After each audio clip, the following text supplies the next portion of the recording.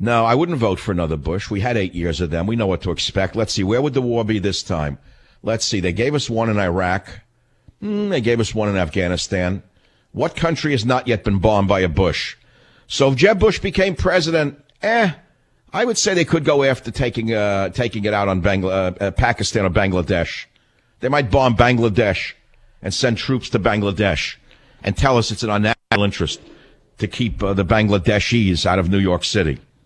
That, there's another 9/11. It's sickening. Just sickening. So you say, well, who are you going to vote for? It's simple. I mean, I'm not going to mince words. I would go for Walker. I like Scott Walker. I think he's the only one who is relatively clean and could win. Not only because he's clean, he's also a good organizer. He's believable. So he has a little charisma problem. So what? I need a con man who's very charismatic like Obama? I don't need charisma. I need a little honesty. So as far as I am concerned, at this point, I would go for Scott Walker. We haven't heard much by him or for him yet, but I would back him. I won't back the others, by the way. I will not back Rubio, a fraud. He should withdraw now while the going is good. Let's take some calls on the Savage Nation. Let's go to New York City, WABC. Go ahead, please. You're on the Savage Nation. What's on your mind? Yeah, hey there. Good afternoon. I'm with you on Walker. Okay, 2 questions we need to ask Hillary. First question is how much money, what percentage of the money you taken from your charity actually goes to help people? And then when we find out it's a ridiculously low number, we ask her the second question, do you plan to run the country the way you run your charity? Well, all right. So in other words, you know that it's a rotten system that permits a woman like that and her husband to cash in on the game. But you realize she was selling influence according to this book. And he was collecting the money out of the back door. You get it? Of course you get it. You're not stupid. Carry on, my wayward audience. This is the Savage Nation. Remember, my big novel, Countdown to Mecca, is coming out in only 2 weeks. I'll tell you more about it when I return right here on the Savage Nation.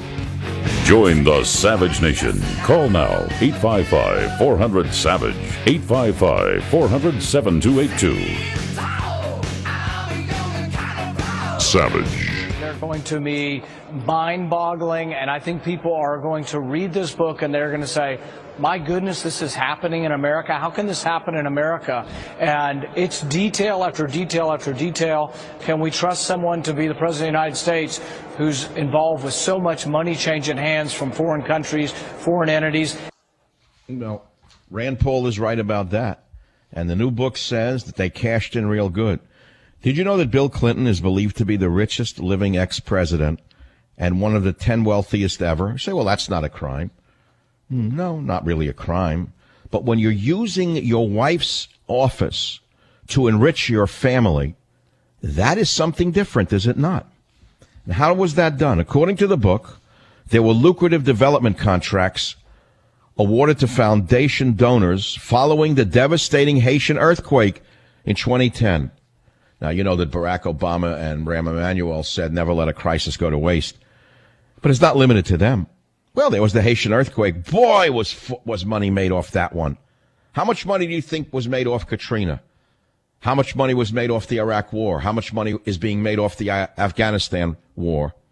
How much money is being made off the ginned-up war with Russia over Ukraine? It's all about money. There's such corruption. And you say, well, does it make sense? How much money do you think is being made on the illegal aliens coming across the border? Tens of billions of dollars a month are being made by front groups for churches and private organizations that are receiving billions of dollars in federal money. Billions of dollars is being raked off on the illegal alien. This report says that Hillary's brother, Tony Rotten, sat on the board of a small North Carolina mining company that in 2012 got one of only 2 coveted gold exploitation permits from the government of Haiti, the first issued in more than 50 years, according to the website Breitbart. Bill Clinton himself was paid $1 million by a Canadian bank and a major shareholder in the Keystone XL pipeline as the State Department was considering the project, according to the author Schweitzer. I don't know what else to say to you other than we have the government we deserve. There's nothing else I can say to you. I think that says it all. She is disqualified now. She should withdraw. But the woman has no shame. She won't withdraw. But she is vulnerable to another Democrat, by the way. And that, in a way, is a little worrisome because they may be worse than her. I mean, you could say, well, she's corrupt, but she's, let's say, a known corrupt entity.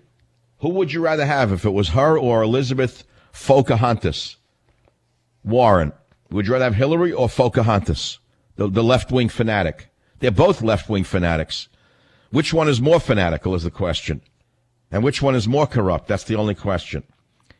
Well, on the right side, who do we have? We discount Rubio, a non-entity, not qualified at any speed.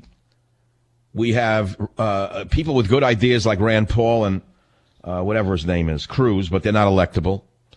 And then we have Scott Walker, who has good ideas and is electable. That's why I back Walker at this time. I don't know what you think about it, but I find it a little boring to talk about 2016. But it's hitting us right in the face. It's hitting us right in the face. We have to talk about these things, don't we? Right? WABC, line 1, go ahead, please. What's on your mind? Hi, I want to talk about the difference between what Hillary and Bill have been doing and everybody else. The answer is there's no difference. They make money as it goes. Everybody else does what they want in anticipation of the payoff after they retire to their presidential library. It's all the same. Well, you're wrong, actually, because something you don't know about the political system, and it's not your fault, it's been hidden from the public. Let's say a candidate raises $100 million to run for the presidency, even though he knows he can't win. How much of that money do you think goes to family and friends through all sorts of shell companies? You tell me. Well, you'll be shocked to find out that a goodly percentage of it is put right into the pockets of family and friends, which is why people who are running right now know they can't win, but they're doing it for the rake-off. Do you know that? I believe it. In other words, there are people in this campaign right now who, A, don't want to run, and B, know they can't win. But the money is so big that their family and friends are going to make by setting up fake shell companies, a media company, a print company, a mailing company, a consultant. There is so many hundreds of millions of dollars that they're able to steal, and perfectly legally that they're running for office even though they know they can't win. I don't think people understand how rotten the system is. And if they did know it, there's liable to be a revolution in the country. By running to Thank lose? you. Thank you for the call. WSBA Radio, line 4, you're on the Savage Nation. What's on your mind? I just wanted to tell you that my generation is dumb enough to put Hillary Clinton in office. They pay attention too much to Facebook and their Twitter accounts that they don't pay attention to what's going on in the real world. And yeah, but I think that a story like this about her steering contracts as a result of her husband getting money while she's in the State Department, which is big news in a tabloid like the New York Post, this cannot be kept off Twitter and Facebook. It's impossible for even the average drug-addicted, sex-addicted girl to ignore it. Right, and also it's a shame, but you know, SNL can make fun of her, but my generation would just think it's funny and just vote for her because. No, I don't think so. I think even the sex addicts and the drug addicts in your generation will understand that she stinks to high heaven.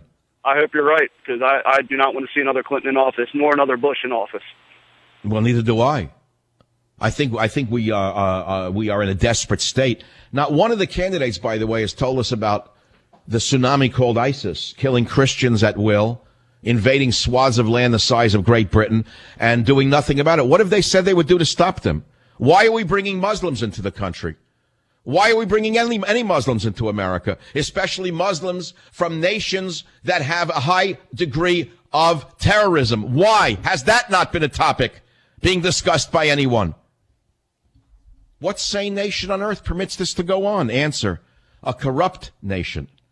A corrupt nation permits this to go on. You say, well, what's corruption? You're looking at it straight in the eye. That's corruption. Let's go to Washington, D.C. WMAL. Go ahead, please. Go ahead. Line number 2, you're on the Savage Nation. The line here, KKOH in Reno. Line 9, you're on the Savage Nation. Go ahead, please. Yeah, just to follow up on the bipartisan corruption in Washington, I think I've got an easy fix. Let's put it to the American voters. Make it mandatory that we have an audit rotation in Washington. Every 3 years we go through, we do the books, we audit all candidates.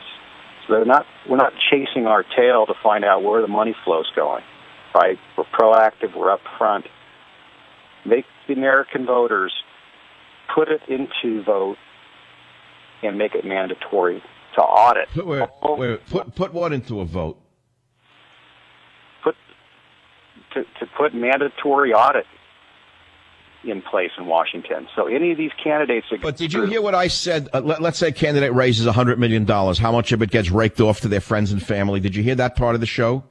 Yeah, I did hear that, but that's exactly where we would catch all of this. You've got all these shell companies. You can track the money flow. You can find out who's paying off who in Washington. All right, but since both sides of the aisle are doing it, how likely is it that you're going to see such legislation demanding such truth in fundraising? The answer is zero. No, I don't agree. I think if it's put to the American voters, they don't tolerate it anymore. Both sides. Wait, how are they going to put it to the American voter? By what method? Just as we do the normal topics that come up. Put it on the agenda. No, you're not answering the question. What do you mean put to the American voter? In what form? What do you mean, as a vote? Voting on what? Yeah, you vote on making it mandatory, just like you do. But you're not answering the question. What do you mean you vote? When do you vote and how? Where? States, you vote at election time, just like you. You're talking about a ballot initiative that's run in all 50 states? Absolutely. All right. Well, that's so cumbersome, it's never going to happen. WMAL in Washington, D.C., line number 4. Go ahead, please. You're on the Savage Nation. What's on your mind? Line 4. I don't know what we're having with WMAL. Line 4. We'll try again for the 50th time. Okay, no line 4. Hi, 5051. This is Dean. Mike, I think Hillary, even though she smells worse than the worst sewer, she's entitled in her mind to be president because of everything she's been through since Attorney General. She latched onto his coattails, and she's put up with you know what, and she's entitled to it. So it doesn't matter what she's done. What do you mean it doesn't matter what she's done? She has to run for office. People have to vote for her. Yes. How many people, if you see a headline, quid pro quo, Bill cashed in when Hill was in O's cabinet, big bucks came from foreign interest, even the most stupid liberal can see how this stinks. Yes, but I think that those that vote decide nothing, and those that count the votes decide everything. Oh, now you're going back to the primary adage of Joseph Stalin, who says it doesn't matter who votes, it matters who counts the votes. And of course, we know that who counts the votes are companies owned by George Soros. One of them is in Spain. So it's possible that there is no need for elections anymore in America. But I don't think she's going to win. My personal gut feeling is this scandal coming out with this book is so great, it's going to override all of her entitlement. Isn't elections the ultimate reality show? I don't know what they are. I don't think they're not the ultimate reality show unless there's a butt implant on the candidate. I would say no. Smoke and mirrors. No. Unless one of the candidates, if we reach the point in America where a female candidate turns her derriere to the cameras and says, "Look at my butt implant," then I'll know it's time to leave the country. But I don't think we're too far away from that. Do you? No, I don't. And that's what's scary. And last night I was in a restaurant here in Southern Florida. I saw one for the first time in my life. I couldn't believe it. I was with a few people. I said, the woman looks like, I don't mean this is not a sex statement. I had never actually seen it. Remember, I grew up in another age where this was never done, this kind of surgery. It's true, I went to the freak show at the Ringling Brothers Barnum and Bailey Circus, and it was always one of my favorite places to visit. It's not that I laughed at the poor people who were born with various anomalies, the microcephalics, the macrocephalics, the one-breasted man, you name it. Because I always liked oddities in life. And I saw a woman last night in a restaurant in Southern Florida who looked like she was out of Ringling Brothers. It looked like the doctor had put, I'm trying to be very pleasant about it without being sexist or being vulgar. It looks as though a doctor put breast implants on her behind. And she was marching around with pride, like she was the queen of the May. I couldn't believe what I was looking at. This woman belonged in a mental hospital. But there she was at the bar ordering a drink, hugging and kissing this and that, and she thought she was gorgeous. This is what we're having now in America. So if you have women who are this idiotic and this vain, and we have candidates now who are not 2-3 steps behind them in vanity, I would say we're not too far removed from the day when one of our candidates, and it could be a man yet, who shows up and shows the implant. and says vote for me because I had the best butt implant of all.